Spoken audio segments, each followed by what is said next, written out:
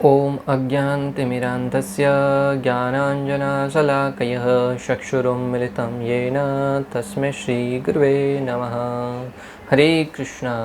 आज गीता श्रृंखला के सत्र क्रमांक 456 में आप सभी भक्तों का हार्दिक स्वागत है। आज हम श्रीमद् भगवद गीता के 13वें अध्याय के जो कि है प्रकृति, पुरुष तथा चेतना, श्लोक क्रमांक 25 का अध्ययन करेंगे। आइए, श्लोक इस प्रकार है।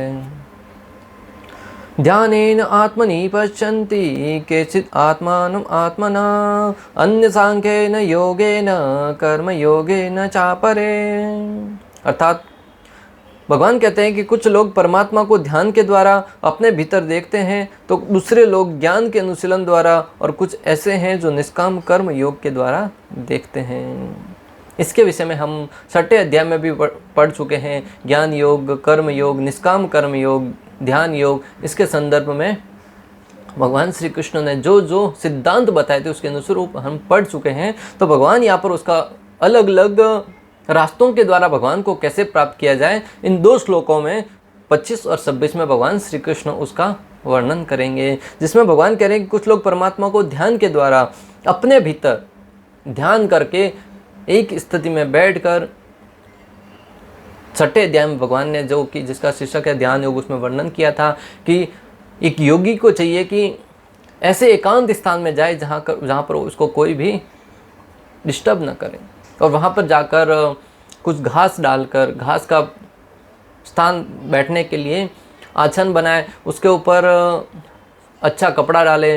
वो स्थान न तो बहुत ऊंचा होना चाहिए, नहीं बहुत नीचा होना चाहिए, और आरामदायक स्थिति में अर्थात ध्यान करने के लिए योग्य होना चाहिए। उसके अनुरूप फिर वो ध्यान करता हुआ अपनी परम स्थिति को, अपने भीतर परमात्मा का दर्शन करता है। वो सत्य युग के लिए विधि थी। कलयुग में अगर हम ध्यान करने बैठेंगे तो निश्चित रूप से या तो निद्रा है वो ग्रसित करेगी, या जैसे ही हम आंखें बंद करते हैं हमारे साथ जो जो घटनाएं घटी हैं, भले वो कल घटी हो, परसों घटी हो, या हमारे मन गढ़ंत तरीके से चलने लगती है, और विशेष रूप से जो हमारे साथ अहित हुआ है, किसी ने गलत किया है, वह तुरंत हमारी आंखों के सामने दृश्य आ जाता है। और जब हमारा जीवन अनेक संकटों से घिरा हो, अनेक प्रकार के मन के वेगों द्वारा आवेशित हो, उस अवस्था में ध्यान करना मुश्किल ही नहीं, नामुमकिन है भक्तों।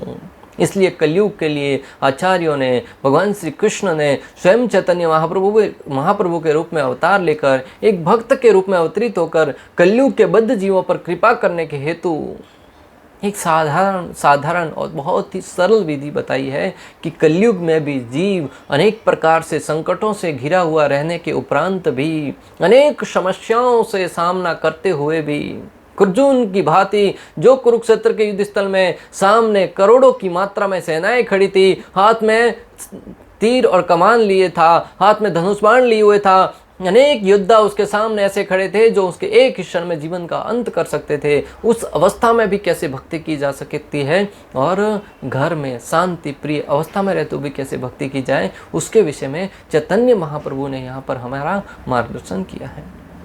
बड़ी सी बड़ी विकट परिस्थिति में भी आप प्रति क्षण परमात्मा का नाम रूपी जो अमृत है उसका स्मरण करते हुए, उसका जप करते हुए, वैदिक शास्त्रों का अध्ययन करते हुए, अब कलयुग में भी जो स्थिति सत्ययुग में हजारों वर्ष तक तपस्या करके, ध्यान करके, जो स्थिति त्रेता युग में अनेक प्रकार की यज्ञ अनुष्ठान करके, उस यज्ञ अनुष्ठानों को विध्वंस करने के लिए हमेशा राक्षसगण, भले वो रावण हो, कंस हो और हिरण्यकशिपु हो, हमेशा आतुर रहते थे उस यज्ञ को संपन्न करके जो फल प्राप्त होता था। द्वापर युग में जो फल कई घंटों विग्रह पूजा करने से प्राप्त होता था, वही फल कलयुग में भक्तों बहुत ही बड़ा उपहार के रूप में हमें प्राप्त हुआ है। मात्र हरि नाम, मात्र और मात्र केवल हरि नाम। हरे कृष्णा कृष्णा कृष्णा हरे हरे, हरे राम राम राम हरे हरे। इस दिव्य ध्वनि का उच्चारण करते हुए, जो कि प्राय प्रत्येक स्थिति में व्यक्ति इसको पालन कर सकता है, भले आप संकट में घिरे हो, काम में व्यस्त हो, किसी भी प्रकार की योनि में जन्म लिया है, ब्राह्मण कुल में, क्षत्रिय कुल में, वैश्य कुल में, शूद्र कुल में, किसी भी कुल में आपने जन्म क्यों नहीं लिया हो, भले जन्म के आधार पर हो, स्थिति के आधार पर हो, आपकी जीवन की परिस्थिति के आधार पर हो, किसी भी परिस्थिति में क्यों ना हो, आप इस विधि का पालन कर सकते हैं। और परम पूजनीय ऐसी भक्ति वेदांत स्वामी श्रील प्रभुपाद ने इसको पाश्चात्य जगत में जाकर, जो विदेशी भक्त हैं, जो पूर्ण रूप से नशे में लिप्त रहते थे, नशा करना, जुआ खेलना, मांसाहार करना, पर स्त्री संग करना, इन चारे के चारे नियमों को बहुत ही उतावले के साथ, आनंद के साथ तोड़ते थे। कोई भी ऐसा पाप कार्य नहीं था जो जिससे वो अछूते रहे हो, और हमेशा संकटों से घिरे रहते थे। उस स्थिति में भी उन लोगों को हरि नाम के द्वारा, भगवत गीता के ज्ञान के द्वारा पाताल लोक से ऊपर लेके आए हैं और इस स्थिति तक लेके आए हैं। और आज हम देख रहे हैं कि श्रील प्रभुपाद जी की कृपा से संपूर्ण विश्व में कृष्ण भक्ति का प्रचार हो रहा है। जिन लोगों को अपने माता पिता का ठिकाना नहीं था, माता पिता का पता ही नहीं था कौन है उसके माता पिता, अपने माता पिता के नाम से भी अनजान थे, वो आज कृष्ण भावना भावी जीवन यापन कर रहे हैं, वैदिक सभ्यता के अनुसार, वैदिक रीति रिवाज के अनुसार। जहाँ एक और हम भारतीय, जिसे हम अपना शुद्ध जीवन बताने वाले हैं, अपनी परंपराओं को भूल जाने के कारण, पाश्चात्य संस्कृति का अनुकरण करने के कारण हमारा जो आध्यात्मिक ज्ञान है उसको भूलते जा रहे हैं, हमारी वैदिक सभ्यता है उसको भूलते जा रहे हैं। परंतु उस दूसरी तरफ श्रील प्रभुपाद की कृपा से पाश्चात्य जगत के लोग हैं, वो वैदिक सभ्यता का पूर्ण रूप से तन्मयता के साथ पालन करते हुए प्रतीत हो रहे हैं। ये क्यों हो पाया? हरिनाम की वजह से, हरि नाम की कृपा से। जैसे जैसे उन्होंने हरि नाम का जप किया, उनका हृदय शुद्ध होता गया। जैसे जैसे श्रीमद् भगवद गीता भागवतम का अध्ययन किया, श्रवण किया, उनकी दिव्य चेतना है वो जागृत होती गई, जिसके ऊपर अनेक जन्मों से उनके ऊपर अनर्थों की प्लेट जमी हुई थी, कचरा जमा हुआ था, वो हरि नाम के द्वारा, हरि भक्ति के द्वारा, भगवद गीता और भागवतम के ज्ञान के द्वारा एक एक लेर हटती गई। और जैसे जैसे वो शुद्ध होता गया, से तो उदर्पण मार्जनम, हृदय का मार्जन होता गया। और एक दिन ऐसा आया कि उनका हृदय है वो शुद्ध हो जाएगा। भक्तों, इस लाभ को हमारे जीवन में हमें पालन करना नितांत आवश्यक है। और इसके लिए कोई रॉकेट साइंस नहीं है भक्तों। श्रील प्रभुपाद ने कुछ लोगों को, अभी नए नए कुछ महीने कुछ वर्ष ही हुए थे भक्ति में आए हुए, और वो पाश्चात्य जगत के लोग, उनको भक्ति के बारे में कुछ पता ही नहीं था। उनकी योग्यता ये थी कि मात्र उन्होंने श्रील प्रभुपाद की सेवा करी थी। श्रील प्रभुपाद ने उनको संन्यास दे दिया। इतना ही नहीं, उनको प्रचार करने के लिए अन्य देशों में भेज दिया। एक बार श्रील प्रभुपाद ने एक भक्त को कहा कि आप अन्य देश में जाकर प्रचार करो। तब श्रील प्रभुपाद के निजी शिष्यों ने कहा कि अभी तो उनको आपसे बहुत कुछ सीखना है, सीखे बगैर वो अन्य देश में जाकर क्या प्रचार करेंगे। श्रील प्रभुपाद ने कहा कुछ सीखने की आवश्यकता नहीं है, आपने कृष्ण भक्ति में स्वीकार किया है, आप सब कुछ सीखे हुए हैं, आपको मात्र करना इतना है, अन्यों को हरि भक्ति प्रदान करना है। मात्र हरि नाम, हरे कृष्णा कृष्ण कृष्ण हरे हरे, हरे राम राम राम हरे हरे, इस मंत्र का स्वयं भी जप करना है और अन्यों को भी इसके लिए प्रेरणा प्रदान करना है। स्वयं भगवद गीता भागवतम का अध्ययन करना है, अन्यों को भी उसके लिए प्रेरणा प्रदान करना है। इस विधि के द्वारा आप स्वयं ही शुद्ध हो जाएंगे, स्वयं ही प्रचार होगा। आपको अन्य अपनी तरफ से कोई प्रयास करने की आवश्यकता नहीं है। अब प्रभुपाद ने वही किया भक्तों, मात्र हरि भक्ति, हरि कथा दूसरों को प्रदान किया, उसके अनुसार ही लोगों का जीवन परिवर्तित होता गया और आज वो सफलता के शिखर पर है।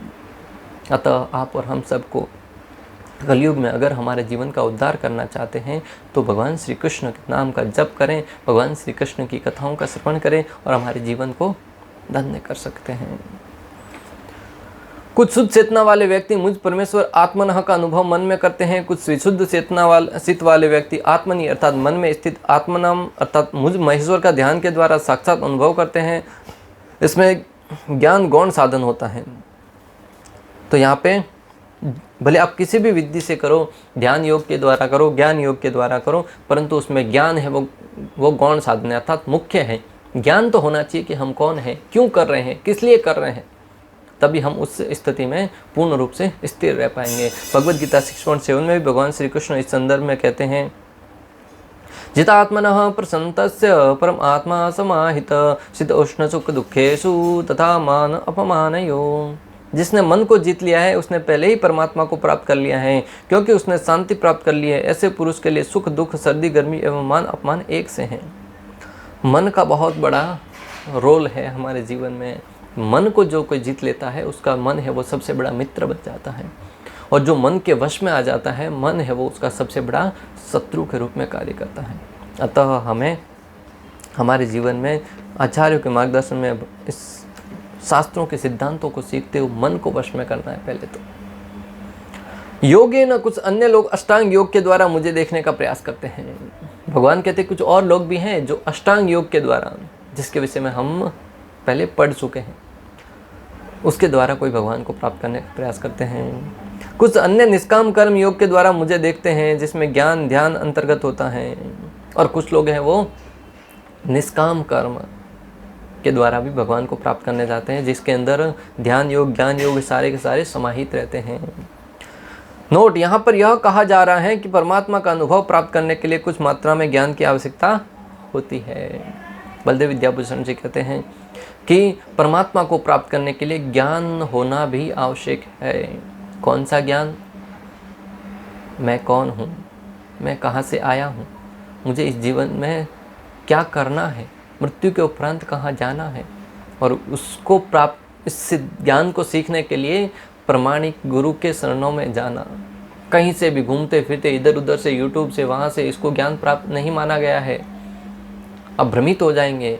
यहाँ इस भौतिक जगत की जो शिक्षाएं हैं जो धन उपार्जन के लिए काम में आती है उसको भी ज्ञान नहीं कहा गया है। आध्यात्मिक जगत में प्रवेश करने के लिए जो जिज्ञासा की जाए और उसको पूर्ण करने के लिए जो प्रमाणिक गुरु के शरण में जाए उसे ज्ञान की संज्ञा दी गई है। तात्पर्य, भगवान अर्जुन को बताते हैं कि जहाँ तक मनुष्य द्वारा आत्म साक्षात्कार की खोज का प्रश्न है, बद्ध जीवों की दो श्रेणियाँ हैं। जो लोग नास्तिक अज्ञेयवादी तथा संशयवादी हैं वे आध्यात्मिक ज्ञान से विहीन हैं, किंतु अन्य लोग जो आध्यात्मिक जीवन संबंधी अपने ज्ञान के प्रति श्रद्धावान हैं वे आत्मदर्शी भक्त दार्शनिक तथा निष्काम कर्म योगी कहलाते हैं। भक्तों, दो प्रकार के मनुष्यों की श्रेणी के विषय में श्रील प्रभुपाद वर्णन कर रहे हैं कि एक श्रेणी होती है जिसमें लोग नास्तिक होते हैं, जो भगवान के अस्तित्व को ही ठुकरा देते हैं, जो मात्र भौतिक स्थिति के अनुसार ही कार्य करते हैं। और दूसरे हैं वो भक्तों का समाज है, आत्मदर्शी भक्त हैं जो अपने पूर्ण श्रद्धा के द्वारा जो सिद्धांत भगवान श्री कृष्ण ने शास्त्रों के माध्यम से हमें बताए हैं, जो सिद्धांत आचार्यगण उस भगवान श्री कृष्ण को प्राप्त करने के लिए बताते हैं, उन सब का पालन करते हुए अपने जीवन में तत्वदर्शियों के साथ निष्काम कर्म योग करते हैं और वो सर्वश्रेष्ठ माने गए हैं। जो लोग सदैव अद्वैतवाद की स्थापना करना चाहते हैं उनकी भी गणना नास्तिकों एवं अजयवादियों में की जाती है।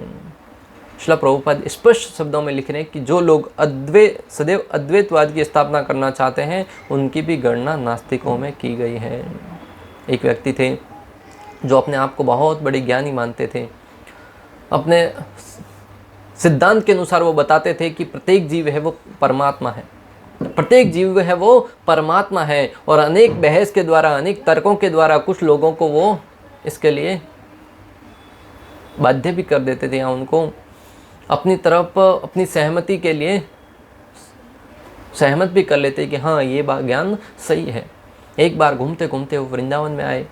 एक सामान्य भक्त ने उनसे प्रश्न किया, उनके विषय में बहुत सुन रखा था, तब उनके सामने एक बहुत ही नम्र भाव में प्रश्न किया, मान्यवर आपके विषय में बहुत सुना है, आप बहुत ज्ञानी भी हैं, हम तो आपके सामने कुछ नहीं, हमें आके जुम्मा भक्ति में कुछ ही दिन हुए हैं, परंतु एक छोटी सी जिज्ञासा है मेरी। जैसा कि प्राय आप कहते हैं कि प्रत्येक व्यक्ति है वो ब्रह्म है, परमात्मा है, और आप दूसरे व्यक्ति को पराजित करके बहुत प्रसन्न होते हैं। आपके द्वारा जब कोई पराजित होता है शास्त्रार्थ में तब आप प्रसन्न होते हैं। तो मेरा सा छोटा प्रश्न ये है कि एक ब्रह्म जो परमात्मा है आप दूसरे ब्रह्म को पराजित करके प्रसन्न कैसे हो सकता है?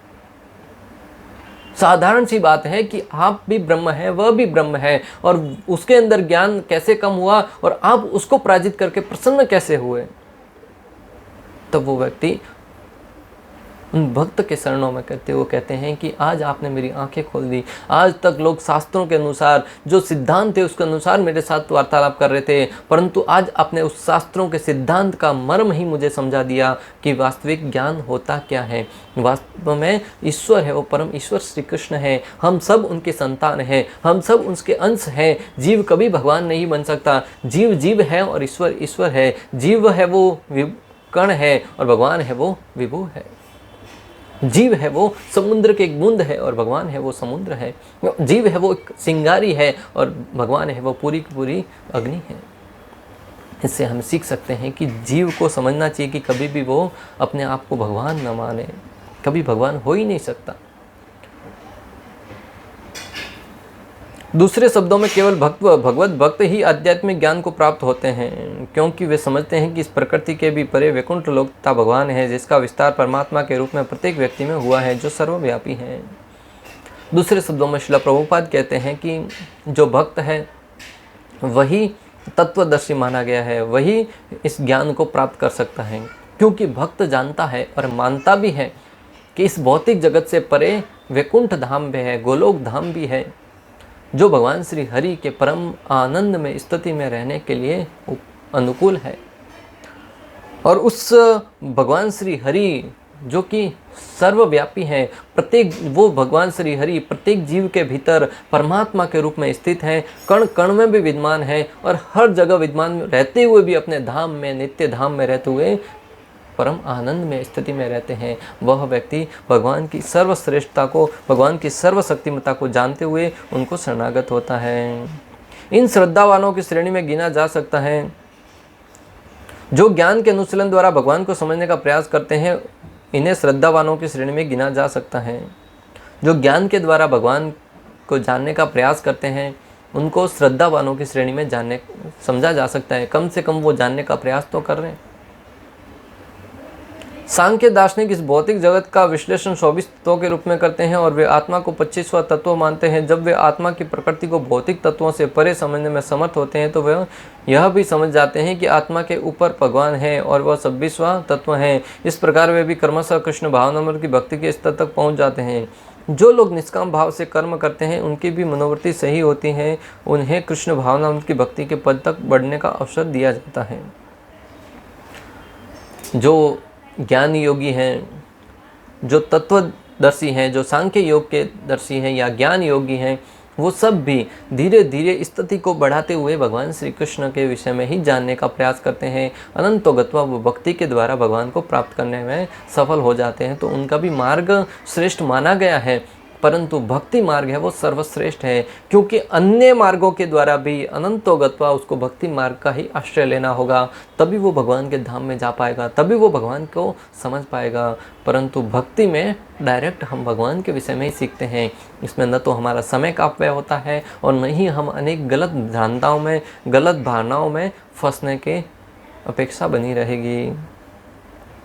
जो लोग निष्काम भाव से कर्म करते हैं उनकी भी मनोवृत्ति सही है, उन्हें कृष्ण भावनामृत की भक्ति के पद तक बढ़ने का अवसर दिया जा सकता है। यहाँ पर यह कहा गया है कि कुछ लोग ऐसे होते हैं जिनकी चेतना शुद्ध होती है और वे ध्यान द्वारा परमात्मा को खोजने का प्रयत्न करते हैं, और जब वे परमात्मा को अपने अंदर खोज लेते हैं तो वे दिव्य पद को प्राप्त होते हैं। इस प्रकार अन्य लोग हैं जो ज्ञान के अनुशीलन द्वारा परमात्मा को जानने का प्रयास करते हैं। कुछ लोग ऐसे भी हैं जो हठ योग द्वारा अपने बालकों जैसे क्रियाकलापों द्वारा भगवान को प्रसन्न करने का प्रयास करते हैं। तो यहाँ पर ज्ञान योगियों, ध्यान योगियों, हठ योगियों, ऐसे अनेक योगियों के बारे में वर्णन करते हुए श्रील प्रभुपाद समझा रहे हैं कि उनकी भी स्थिति है वो सर्वश्रेष्ठ मानी गई है, क्योंकि ध्यान करने के लिए बहुत शुद्धता की आवश्यकता है। कोई भी सामान्य व्यक्ति जो अनेक प्रकार की काम वासनाओं से ग्रसित है वो ध्यान नहीं कर सकता। ध्यान करने के लिए चित्त का शुद्ध होना आवश्यक है, तभी वो ध्यान करता हुआ अपने भीतर परमात्मा का दर्शन करते हुए परम स्थिति को प्राप्त कर सकता है। और ज्ञान योग में भी वास्तविक ज्ञान प्राप्त करते हुए उस परमात्मा के विषय में ज्ञान करते हुए, उसके ऊपर अध्ययन करते हुए, अभ्यास करते हुए उस परम ईश्वर की खोज की जा सकती है। कलयुग के लिए भगवत प्राप्ति का सरल और सुगम मार्ग है भक्ति मार्ग या कृष्ण भावनामृत। परंतु ये जो सारे के सारे मार्ग हैं, ध्यान योग है, ज्ञान योग है, सांख्य योग है, निष्काम कर्म है, ये सारे के सारे मार्ग है तो सही मार्ग है, परंतु उनके ऊपर चलना, पालन करना विशेष रूप से कलयुग में बहुत कठिन है। अतः भक्तगण है वो इस कलयुग के युग में हरिनाम संकीर्तन द्वारा, भक्ति मार्ग के द्वारा, कृष्ण भावनामृत के द्वारा बहुत ही सरलता से उसके ऊपर चलते हुए अपने जीवन को सफलता के शिखर पर पहुंचाते हैं। भागवतम 2.4.16 में सुखदेव गोस्वामी कहते हैं कि मैं सर्व मंगल में भगवान श्री कृष्ण को बारंबार प्रणाम करता हूँ। उनके शरण कमलों की शरण ग्रहण करने मात्र से उच्च कोटि के बुद्धिमान जन वर्तमान तथा भावी अस्तित्व की सारी आसक्तियों से छुटकारा पा जाते हैं और बिना किसी कठिनाई के आध्यात्मिक जगत की ओर अग्रसर होते हैं। भगवान श्री कृष्ण को वंदना करते हुए, उनको प्रणाम करते हुए सुखदेव गोस्वामी कहते हैं कि इस कलयुग के युग में बड़े बड़े दार्शनिक गण, बड़े बड़े ज्ञानी लोग भी उस भगवान श्री कृष्ण परम ईश्वर के नाम का आश्रय लेकर, उनकी शरणागति लेते हुए, उनकी सेवा करते हुए भक्ति मार्ग के द्वारा इन बड़ी से बड़ी कठिनाइयों को भी आसानी से पार कर जाते हैं। भगवान श्री कृष्ण ने अर्जुन को यहाँ उन सबों को जो उनके अन्य भक्त बनना चाहते हैं बारंबार उपदेश दिया है। भगवान श्री कृष्ण ने जो भगवान श्री कृष्ण के भक्त बनना चाहते हैं, उनका अनुसरण करना चाहते हैं, उनको बारंबार ज्ञान दिया है। विशेष रूप से भगवद गीता 18.64, 65 और 66 में भगवान ने इसके विषय में स्पष्ट उल्लेख करते हुए अर्जुन से कहते हैं कि चूंकि तुम मेरे अत्यंत प्रिय मित्र हो, अतः मैं तुम्हें अपना परम आदेश जो सर्वाधिक गुह्य ज्ञान है बता रहा हूँ, इसे अपने हित के लिए सुनो। क्या कहते हैं? सदैव मेरा चिंतन करो, मेरे भक्त बनो, मेरी पूजा करो, मुझे नमस्कार करो। इस प्रकार तुम निश्चित रूप से मेरे पास आओगे, मैं तुम्हें वसन देता हूँ, क्योंकि तुम मेरे प्रिय मित्र हो। भगवान स्पष्ट शब्दों में, जो लोग कहते हैं ना कि भगवान का बुलावा आएगा तब मंदिर जाएंगे, जो लोग कहते हैं कि भगवान की इच्छा होगी तब भक्ति करेंगे, भगवान श्रीमद् भगवद गीता के माध्यम से अपनी इच्छा स्पष्ट रूप से हमें बता रहे हैं। क्या कह रहे हैं? सदैव मेरा चिंतन करो, ग्राम्य वार्ता, इधर उधर की बातें करने में ध्यान मत दीजिए, हमेशा मेरा चिंतन अर्थात भगवान श्री कृष्ण का चिंतन करो, मेरे भक्त बनो। हम प्रत्येक व्यक्ति से भगवान कह रहे हैं, सार्वजनिक रूप से घोषणा कर रहे हैं कि मेरे भक्त बनो, मेरी ही पूजा करो, मेरी ही पूजा करो। भगवान कह रहे हैं कि मुझ श्री कृष्ण की ही पूजा करो और मुझे नमस्कार करो, और कहते हैं कि मुझे नमस्कार करो। इस प्रकार तुम निश्चित रूप से मेरे पास आओगे, मैं तुम्हें वसन देता हूँ, क्योंकि तुम मेरे प्रिय मित्र हो। इस प्रकार जो भगवान के आदेश का पालन करता है वह निश्चित रूप से भगवान श्री कृष्ण के धाम को प्राप्त करता है, भगवान श्री कृष्ण की सेवा प्राप्त करता है, क्योंकि वह व्यक्ति भगवान का प्रिय मित्र बन जाता है। और आगे भगवान श्री कृष्ण कहते हैं कि सर्वधर्मान परित्यज्य माम एक शरणं व्रज अहम त्वां सर्व पापेभ्यो मोक्षयिष्यामि मा शुचः। कि समस्त प्रकार के धर्मों का परित्याग करो और मेरी शरण में आ जाओ, मैं समस्त पापों से तुम्हारा उद्धार करूंगा। इतनी सारी बात बताने के बाद कि तुम मेरा ही चिंतन करो, मेरी ही भक्ति करो, मेरे भक्त बनो, मुझे नमस्कार करो। आगे कहते हैं कि तुम समस्त धर्मों का त्याग करके एकमात्र मुझ श्री कृष्ण की शरण में आ जाओ, मैं तुम्हें समस्त पापों से मुक्त कर दूंगा। इतना बड़ा आश्वासन भगवान दे रहे हैं। जो कोई भगवान श्री कृष्ण की शरणागति स्वीकार करना चाहता है, भगवान का भक्त बनना चाहता है, इन 3 श्लोकों के माध्यम से भगवान उस भक्त को प्रेरणा दे रहे हैं, शिक्षा दे रहे हैं, उपदेश दे रहे हैं कि किस प्रकार भगवान का भक्त बना जाए। भगवद गीता के ज्ञान की चरम परिणति इस साक्षात्कार है, और जब कोई इस अवस्था को प्राप्त कर लेता है तो वह सहज रूप से और स्वेच्छा से भगवान का भक्त बनकर उनकी दिव्य प्रेम में सेवा करने लगता है। श्रीमद् भगवद गीता के ज्ञान की चरम परिणति क्या है? इस साक्षात्कार, भगवान श्री कृष्ण के साथ साक्षात्कार करना। और जब कोई व्यक्ति इस अवस्था को पार कर लेता है तो वह सहज रूप से स्वेच्छा से भगवान का भक्त बन जाता है। और यह प्रेममय सेवा कर्म योग, ज्ञान योग या ध्यान योग में स्वीकृत और औपचारिक सेवा से भिन्न है। भक्त बनने का अर्थ है कि स्वेच्छा से भगवान श्री कृष्ण की सेवा स्वीकार करना, और ये सेवा भक्ति योग के द्वारा आप आसानी से कर सकते हैं। अन्य योग, ध्यान योग, ज्ञान योग, कर्म योग, उसमें आप भगवान की साधना कर सकते हैं, परंतु भक्ति नहीं कर सकते, सेवा का उसमें भाव नहीं है। परंतु कृष्ण भावनामृत के द्वारा आप जो कुछ करते हो, भगवान कहते हैं यत् करोसि यद् सनासि यद् जुहोसि ददासि यत् पश्यसि कौन्तेय तत्कुरुष्व मदर्पणम्। जो कुछ खाते हो, जो कुछ पीते हो, जो कुछ करते हो, भगवान को अर्पण करते हुए कीजिए, और ये भक्ति बन जाएगा। अर्जुन ने युद्ध किया, भगवान को अर्पण करते हुए किया, वह युद्ध भी भक्ति बन गया। अन्य लोगों को मार रहा है, काट रहा है, परंतु भगवान की इच्छा के लिए कर रहा है, तो वह भक्ति बन गया। इस प्रकार हम समझ सकते हैं कि भगवान की भक्ति करना एक तरीके से देखा जाए तो कितना सरल है, परंतु अगर उचित मार्गदर्शन में न किया जाए तो व्यक्ति को गलत दिशा में भी धकेल सकता है, जैसा कि प्राय कलयुग में हो रहा है। इस प्रकार श्लोक क्रमांक 25 का भक्ति वेदांत तात्पर्य पूर्ण हुआ। अंत तक हमारे साथ बने रहने के लिए आप सभी का हृदयपूर्वक प्रेम पूर्वक बहुत बहुत धन्यवाद। श्रील प्रभुपाद की जय, श्री श्री राधा गोपीनाथ भगवान की जय, श्रीमद् भगवद गीता की जय। हरे कृष्णा कृष्ण कृष्ण हरे हरे, हरे राम राम